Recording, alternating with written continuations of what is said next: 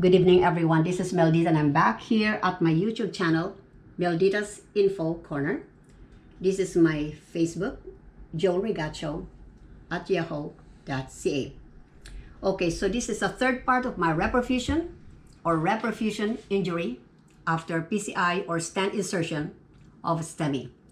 So we have to discuss here reperfusion versus reperfusion injury. Okay, so reperfusion.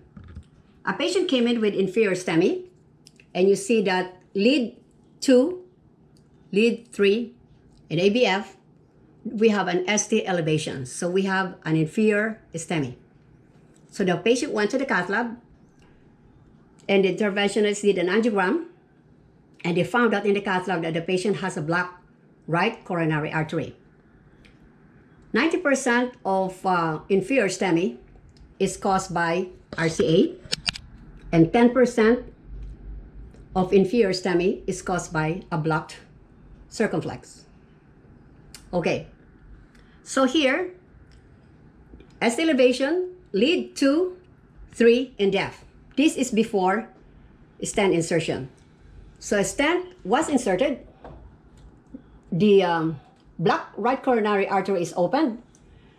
There is now a good epicardial blood flow until our distal arterioles here. So the blood flow is open distally. So proximally is open when we open the right coronary artery, and distally when the arterioles are open.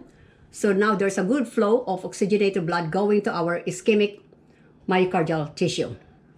Okay, so what happens after PCI? Let's take a look at the ECG of this patient. So post PCI, let's say an hour after, you see that the ST elevation starts to go down, lead 2, 3, and def. Okay, so that's very visible. And you see that we have also here, this is a sinus body with ventricular bigems. Okay, then let's say an hour after, probably 2 to 3 hours here, post PCI, you see that the ST continues, the ST elevation continues to go down here, 2, 3, and def. So that's good. And then 5 to 6 hours after, okay, we did another 12 lead ECG, and we see that the ST elevation, lead 2, is almost isoelectric. Maybe there's a little bit like 1/2 small square elevation, but they're almost going isoelectric. And if you see in here, we have this rhythm. These are slow VTAC or accelerated idioventricular rhythm. So that was a success. Okay, and these are the strips that we took from the monitor.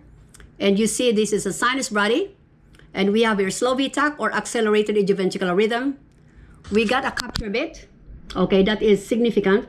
It tells us what this rhythm is, and that is VTAC, but it's a slow VTAC or AIVR. And then that went fast to monomorphic VTAC. Okay, and back to a capture bit and to the rhythm again of the patient. So nurses usually keep an eye for, keep an eye on their electrolytes, that electrolytes are okay, and we make the environment of the heart friendly. Be sure that you check your electrolytes.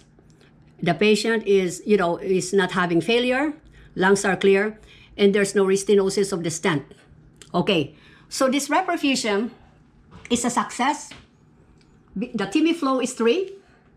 As the doctor opened up the blocked coronary artery here, there is already a good epicardial blood flow that goes to the distal area here, and we have also a good distal flow, and the ischemic or the injured myocardial tissue was saved.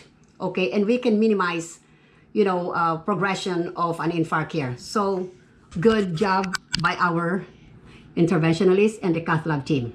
Okay, so TB flow of 3. So that's reperfusion.